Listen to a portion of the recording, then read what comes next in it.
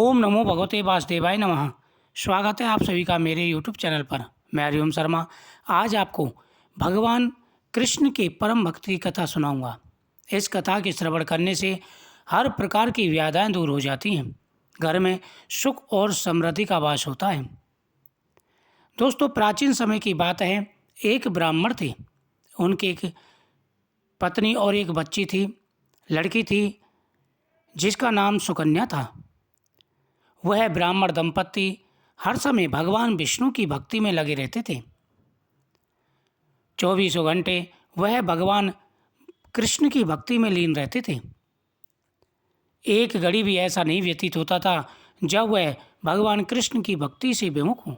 24 घंटे उनके मुख पर श्री राधा कृष्णाय नमः, श्री राधा कृष्णाय नमः, श्री राधा कृष्णाय नमः। वह प्रतिदिन सालग्राम जी की पूजा किया करते थे। सालग्राम जी को स्नान कराना, उनको चंदन का टीका लगाना, उनको भोग लगाना, यही उनकी दिनचर्या थी। उनके मंदिर में श्री राधा कृष्ण की प्रतिमा थी। एक बार वह पूजा कर रहे थे। उनकी जो छोटी कन्या थी उसने पूछा कि पिताजी, ये सामने जो खड़े हुए हैं ये कौन हैं?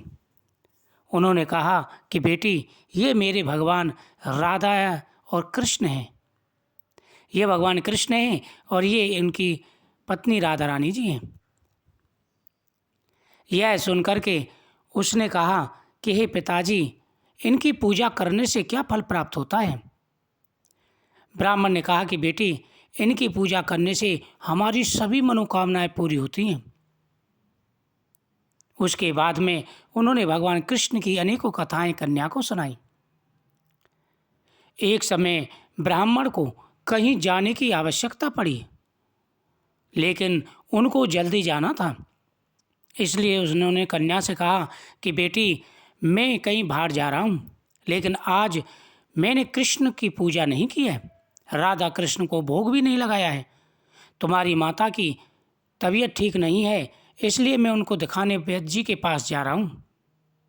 तुम ऐसा करना, पीछे से भगवान कृष्ण को स्नान करा देना और कुछ भोग बना करके, प्रसाद बना करके उनको खिला देना, वह भूखे ना रहें। कन्या बोध थी। उन्होंने कहा ठीक है पिताजी, आप जैसी आज्ञा करेंगे वैसे ही मैं करूँगी। ब्राह्मण दंपति पत्नी को लेकर के वैद्य जी के पास गए। इधर कन्या ने स्नान किया, फिर भगवान को स्नान कराया। उसके बाद में उन्होंने खिचड़ी का प्रसाद बनाया और भगवान कृष्ण के सामने रख दिया। बोली कि हे राधा कृष्ण जी, मैं तो ज़्यादा पकवान नहीं बना सकती, लेकिन जो मैंने बनाया है आप आकर के इसे प्रसाद को ग्रहण करें।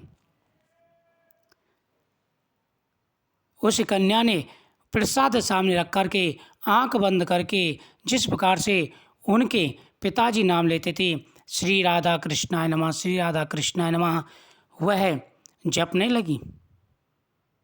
लेकिन ये क्या, सुबह से दोपहर हो गया, भगवान ने प्रसाद नहीं खाया। कन्या उदास हो गई। उन्होंने कहा भगवान, क्या आप पिताजी के हाथ से ही भोजन करते हैं, मेरे हाथ से भोजन नहीं करोगे? मैंने आपको नैवेद्य अर्पण किया है, इस नैवेद्य को आप खाइए, नहीं तो पिताजी मुझे डांटेंगे। क्या आप मुझे डांट पड़वाना चाहते हैं? सुबह से शाम हो गई, लेकिन प्रसाद वहीं की वहीं रखा था। कन्या ने भी प्रण कर लिया कि हे भगवान, जब तक आप नहीं खाओगे तब तक मैं भी खाना नहीं खाऊंगी। इधर ब्राह्मण दंपत्ति की पत्नी की तबीयत ज़्यादा खराब थी, इसलिए उनको 2 दिन लग गए। उधर कन्या को भी बैठे बैठे वहाँ पर 2 दिन हो गए। भगवान का सिंहासन डोलने लगा। कन्या ने सच्चे मन से भगवान को पुकारा। कहते हैं कि बच्चे का जो मन होता है वह बड़ा ही पवित्र होता है। भगवान कृष्ण ने ध्यान से देखा, उनकी परम भक्त उनको खाने के लिए बुला रही हैं। इधर राधा रानी जी मक्खन लेकर के आई। भगवान ने मक्खन साइड में रख दिया और बोले चलो, मेरा भक्त तुम्हें बुला रहा है, वहाँ जाकर के खाना खाना है।